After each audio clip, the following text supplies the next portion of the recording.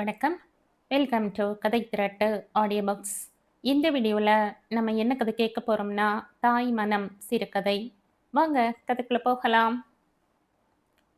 வேறு யாருக்கும் தான் பேசுவது கேட்டுவிடக்கூடாது என்ற அதி ஜாக்கிரதை சிரத்தையோடு நாற்காலியை சற்று முன்னே நகர்த்தி கொண்டான் தேவா. எதிரே தரையில் கால் நீட்டி உட்கார்ந்திருந்தாள் நல்லம்மா. குமரேசு கஷ்டப்படுறாம்மா, அதோட உங்களுக்கும் வயசாயிடுச்சு. அடுப்பு வேலையோட வயல்ல நடவும் களை எடுக்கவும்னு செய்றீங்க. பிள்ளைகளை வேற பார்த்துக்க வேண்டியிருக்கு. அங்க வந்துடுங்க. பேசாம 24 மணி நேரமும் ரெஸ்டா இருக்கலாம். உங்க செலவும் தம்பிக்கு குறையும். நல்லம்மா பதில் எதுவும் சொல்லாமல் மகனை ஒரு முறை ஏறிட்டு பார்த்தாள். சந்தோஷம்தான். தன் வீட்டோடு வந்து விடும்படி மகன் வற்புறுத்துவது சந்தோஷம் இல்லையா பின்ன? கண் முன்னால் பரவி கிடக்கும் புளியம்பழங்களிலிருந்து கொட்டை நீக்குவதில் கை முனைப்பாயிருந்தாலும் தேவா சொன்னதை அவள் கன்சிடர் பண்ணுவதை முகம் தெரிவித்தது. என்னம்மா சொல்றீங்க? மறுபடியும் தேவா பதிலை கேட்கிறான். பாப்போம், குமரேசு வந்துடட்டும். தான் உடனடியாய் முடிவெடுக்க முடியாததை உணர்த்தினாள் தாய். தேவாவுக்கு சட்டென்ற ஒரு வினாடி கோபம் வந்தது. தான் பொறுப்புணர்ந்து அம்மாவை தன்னோடு அழைக்கையில் தேவையில்லாத இழுபறியாய் இதென்ன தயக்கம் அம்மாவுக்கு?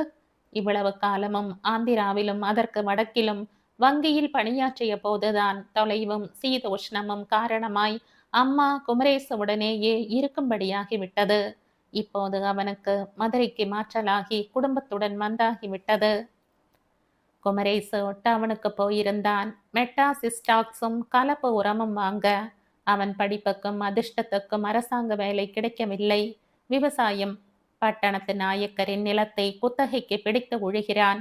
உழுதவன் கணக்கு பார்த்தா உழக்கெங்கே மிஞ்சப் போகிறது? பழமொழி இவனுக்கு நடைமுறையில் நிதர்சனம். ஆனால் இது பாரம்பரிய தொழில் என்பதில் குமரேசுவுக்கு திருப்தியே தவிர அதிருப்தி இல்லை.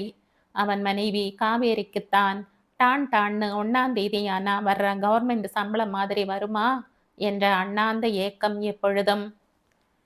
கையில் மூட்டை முடிச்சும் தகர டின்னுமாய் டவுனில் இருந்து திரும்பி வந்தான் குமரேசு. வெயில் உக்ரத்தின் களைப்பில் அசந்து கால் நீட்டி வெறும் வரியனோடு உட்கார்ந்தவன் உடனடியாய் ஓடி எழுந்திருக்கும்படி ஆயிற்று. அவன் மகன் செல்வம் தின்பதற்கு அப்பா என்ன வாங்கி வந்திருக்கிறார் என்று பார்க்கும் ஆவலில் பயிருக்கு அடிக்க வாங்கிய பூச்சி மருந்து வைத்திருந்த பையை ஆராய போனான். டேய் டேய், அது மருந்து, அந்த பைய தொடாத. இந்தா, இந்த பச்சை பையில இருக்குது பாரு, உனக்கு நிலக்கடலை பர்பி.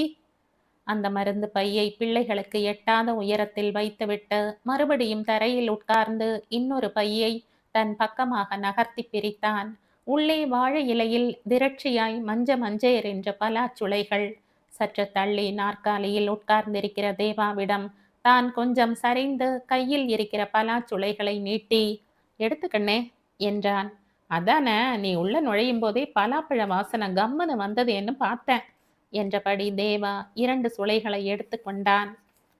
காவேரி, இந்தா, இது அம்மாவுக்கும் பயல்களுக்கும் கொடு.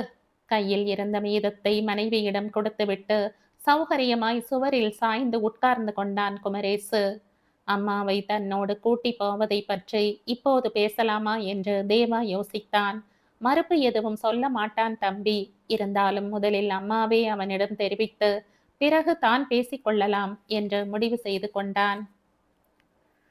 வர மாசம் பள்ளிக்கூடம் தொடங்கிடும். யூனிஃபார்மு, புஸ்தகம், நோட்டுன்னு செலவு இருக்கு, குமரேசு சொன்னான்.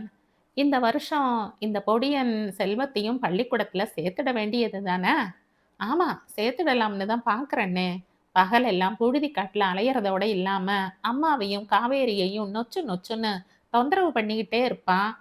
ஆமாண்டா, புள்ளைய படிக்கிறதுன்னு பள்ளிக்கூடம் சேர்க்கல, சேட்டை பண்றது தாங்காமத்தான் சேர்க்கிற இல்ல என்று சிரிக்கிறாள் நல்லம்மா. அவள் மடியில் தான் உட்கார்ந்திருந்தான் செல்வம். தேவா எதற்காகவோ எழுந்து வாசற்புறம் போகவும், எம்மா, உங்களுக்கு கண்ணுக்கு சொட்டு மருந்து வாங்கல, அண்ணன் வந்திருக்குதேன்னு அது இதுன்னு கூட 2 சாமான்க வாங்கினதுல காசு காலியாயிருச்சு. மருந்து கடைகிட்ட நின்று கையில எவ்வளவு இருக்குன்னு எண்ணற, பஸ்ஸுக்கு போக 2 ரூபா தான் இருக்குது. தனிவாக அம்மாவுக்கு மட்டும் கேட்கும் குரலில் சொன்னான் குமரேசு. ச்சு, போகட்டும்பா, போ, அடுத்த வாட்டி வாங்கிக்கலாம் என்று ஆறுதலாய் நல்லம்மா சொல்வதும் கூட தேவாவின் காதுகளில் விழுந்தது. தான் வந்திருப்பதால் தான் இன்ஸ்டன்ட் காஃபி தூள், சீனி போன்றவற்றை வாங்கி இருக்கிறான் தம்பி என்பதும் புரிந்தது அவனுக்கு. உடன் தன் முதல் முடிவை மாற்றி சற்று நேரத்திலேயே உள்ளே நுழைந்து மறுபடியும் அதே நாற்காலியில் உட்கார்ந்து கொண்டான். குமரேசு, நாளைக்கு நான் ஊருக்கு போகும்போது அம்மாவையும் கூட்டிக்கிட்டு போகலாம்னு இருக்கேன், சொன்ன தேவாவை நிமிர்ந்து பார்த்தான் குமரேசு. சட்டென்று எதுவும் சொல்ல முடியாததால் பதில் எதுவும் சொல்லாமல் மௌனமாக இருந்தான் அவன். அங்க பிரியாவும் மோகனும் பாட்டி கூட இருக்கணும்னு ஆசைப்படுறாங்க. இவ்வளவு நாளும் தான் நாடோடி மாதிரி எந்தெந்த ஊருக்கோ சுத்தி அலைஞ்சாச்சு. மதுரையை விட்டு இப்போதைக்கு டிரான்ஸ்ஃபர் இருக்காது. என்னால அம்மாவை வசதியாக வைத்துக் கொள்ள முடியும் என்பதை மட்டும் விட்டுவிட்டு மற்றதை சொன்னான் தேவா. என்னம்மா, அண்ணன் கூப்பிடுதே, போறீங்களா? சிரித்து கொண்டே அம்மாவிடம் கேட்டான் குமரேசு. பேங்க் ஆபீசர் என்பதால் அண்ணன் சகல வசதிகளோடும் இருப்பார். அதனால் அந்த வீட்டில் அம்மா சௌகரியமாக இருக்க முடியும் என்று அவனுக்கு தோன்றியது. 2-3 மாதங்களாகியும் ஏதேதோ காரணங்கள் முக்கியமாகி ஆபரேஷன் ஆன கண்ணுக்கு சொட்டு மருந்து வாங்கி தருவது கூட தன்னால் முடியாமல் இருக்கிறது என்பதை நினைத்து மனசுக்குள் நிறைய வேதனை பொங்கியது குமரேசுவுக்கு. தேவா சொன்ன மாதிரி குமரேசுவுக்கு சிரமம் கொஞ்சம் குறையாதா என்ற நினைப்பில் சம்மதம் தெரிவித்தாள் நல்லம்மா. மாற்று புடவையாக ஒன்றே ஒன்றுதான் அதனோடும் தேவாவோடும் அவள் மதுரை வந்தபோது பேரனும் பேத்தியும் மருமகள் லோகநாயகியும் சந்தோஷமாய்த்தான் அவளை ஏற்றுக்கொண்டார்கள். வீடு பூராவும் பல பளவென்ற மொசைக் உள்ளங்கால்களை பிரதிபலித்தது. தரையில் உட்காரவே தேவையில்லாமல் சாப்பாடு, தூக்கம் எல்லாமே பர்னிச்சர்கள் மேல்தான் நடந்தேறின. நல்லம்மாவை நகரத்தின் உயர்ந்த கண் ஸ்பெஷலிஸ்டிடம் காண்பித்து ஒரு ஷெல்ஃப் நிறைய மருந்து வாங்கி குவித்தான் தேவா. பாட்டி, இத குடிங்க. பேத்தி பிரியா ஃப்ரிட்ஜில் இருந்து எதையோ எடுத்து கொடுத்தாள். என்னது? ஆஹா, வேண்டாங்கண்ணு, நீ குடி. நல்லம்மாள் மறுத்தாள். என்ன பாட்டி, இது வேண்டாங்கிறீங்க? விட்டமின்ஸ், மினரல்ஸ் எல்லாம் இருக்கு இதுல. உன்ன மாதிரி வளர பிள்ளைகளுக்கு தான் இந்த சத்து கித்தெல்லாம் வேணும்டா கண்ணு. இது ஜில்லுன்னு பல்லு கூசும் பாட்டிக்கு, வேண்டாம் என்று மறுத்தாள் நல்லம்மா. மதியம் சாப்பிட்டு படுத்திருக்கையில் அங்க செல்வமும் கணேசும் காலையில கருப்பட்டி காப்பிக்கு நாயா பேயா அடிச்சுக்குவானுங்க. இங்க மாதிரி அதுகளுக்கும் சத்துள்ளதா கொடுத்தா சும்மா கிண்ணுன்னு வந்துட மாட்டானுங்க. பாவம், 2 பயல்களுக்கும் எலும்புதான் தெரியுது இப்ப. நினைவலைகள் மஞ்சநாயக்கப்பட்டியில் சின்ன மகன் குமரேசுவின் வீட்டுக்கே போய் போய் திரும்பின நல்லம்மாவுக்கு. பாவம் காவேரி வீட்டு வேலையை பாப்பாளா? நிலத்துல குமரேசுவுக்கு கூட மாட உதவியா நிப்பாளா? சுட்டி பயலுக 2 பேரையும் கட்டி மேய்ப்பாளா? நான் ஒரு சுயநலக்காரி, இந்த மகன் வசதியா இருக்கான்னு சௌகரியம் அனுபவிக்க வந்துட்டேன். குற்றமாய் உணர்ச்சி மேலிட்டது நல்லம்மாவுக்கு அடிக்கடி. ஏங்கத்த, ஊர்ல இருந்து வந்ததுக்கு இப்ப இளைச்ச மாதிரி தெரியறாங்கில்ல? கணவனிடம் கேட்டாள் லோகு. ஆமா லோகு, நான் எனக்கு தான் அப்படி தோணுதோன்னு நினைச்சேன். ஏன் இழைச்சிருக்காங்க?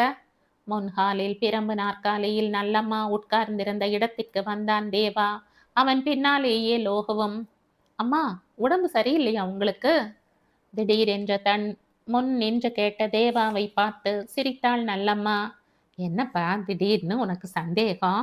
உடம்பு இழைச்சிருக்கீங்கம்மா, எனக்கு தான் தோணுதோன்னு நினைச்சேன். லோகமும் அதையே தான் சொல்றான். அதெல்லாம் ஒண்ணுமில்ல தேவா, நான் நல்லா தான் இருக்கேன். மறுபடியும் சிரித்தாள் நல்லம்மா. ஆனால் தேவா அன்று மாலையே தேர்ந்த டாக்டரை கூட்டி வந்தான். டாக்டர் பி காம்ப்ளெக்ஸும் வேறு என்னென்னவோ காம்ப்ளெக்ஸ்களும் எழுதி கொடுத்தார். அவை எல்லாம் டப்பா வடிவில், குப்பி வடிவில் வந்து சேர்ந்தன. லோகு வேலை தவறாமல் ஞாபகப்படுத்தி மருந்து மாத்திரைகள் கொடுத்தாள் மாமியாருக்கு. ஆனாலும் இளைப்புதான், தேரவே இல்லை. ஏன் அத்த, உங்களுக்கு அந்த அந்த பேர பிள்ளைங்க மருமக மக மேல நினப்பா இருக்குதா? லோகு கேட்டபோது பதில் சொல்லாமல் இருந்தாள் நல்லம்மா. அம்மா நார்மலா இல்லை என்று குமரேசுவுக்கு கடிதம் எழுதினான் தேவா. கடிதம் கண்டவுடன் காவேரியின் கம்மல்கள் அடகு கடைக்கு போயின. அந்த பணத்தில் மதுரைக்கு பஸ் ஏறினான் குமரேசு.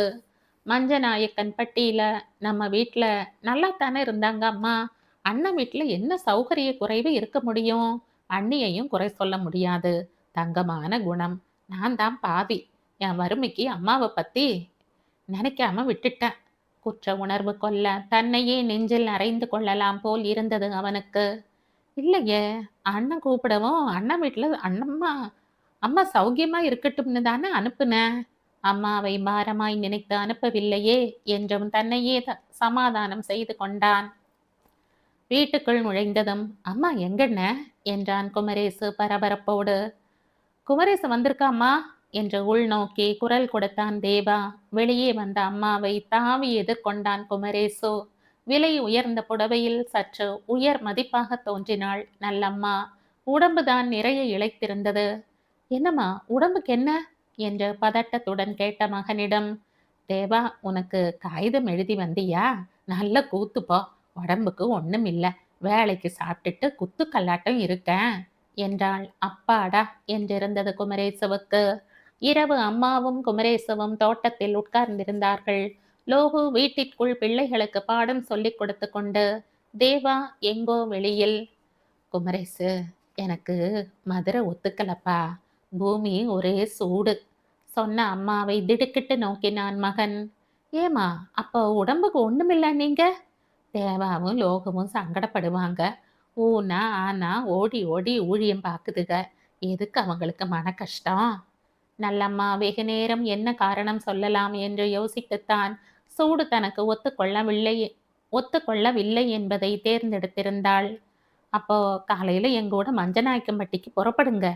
அண்ணங்கிட்ட பக்குவமா வேற ஏதாவது செல்வம் கணேசு பார்க்கணுங்கிறாங்க. அப்படி இப்படின்னு பொருத்தமா ஏதாவது சொல்லிடுறேன்." "ஆ" என்றாள் நல்லம்மா. மறுநாள் புறப்பட்டும் விட்டாள். பஸ்ஸில் தாயும் மகனுமாய் உட்கார்ந்திருந்தனர். "ஏன் குமரேசு, இன்னும் இந்த பிஞ்சு போன செருப்பையே போட்டிருக்க? வேற வாங்கலையா?" "எங்கம்மா, வீட்ல கிடுக்கிக்குள்ள பிடிபட்ட மாதிரி இருக்குது. பருத்தி இன்னும் விலை வரலேன்னு அப்படியே நிக்குது. கத்திரிக்கு மருந்தடிக்க காசு இல்ல. செருப்பு எங்க வாங்குறது? இந்த செருப்பே நீங்க போன வருஷம் நம்ம தோட்டத்து வேலியோரம் நிக்கிற வேப்ப மரத்து முத்து பொறுக்கி அத சர்வோதய கடைக்கு போட்ட காசுல வாங்கி கொடுத்தீங்க. ஒவ்வொன்றும் 300, 400, 500 விலையான தேவாவின் செருப்புகளும் பூட்ஸுகளும் நல்லம்மாவின் ஞாபகத்தில் வந்து உறுத்தியது. இப்ப என்ன ஆனி மாசமா? இப்பவும் வேப்பம்பழம் உதிர ஆரம்பிச்சிருக்குமே. இந்த வருஷம் கதர்கடையில வேப்பெண்ணெய் சோப்புக பூராவும் விலை கூடிருச்சாம். வேப்ப முத்துக்கும் காசு கூட்டி தருவாங்க. அப்போ இந்த வருஷம் செருப்பு வாங்க காசு தரேங்கிறீங்க? சந்தோஷமாய் சிரித்தபடி கேட்டான் குமரேசு.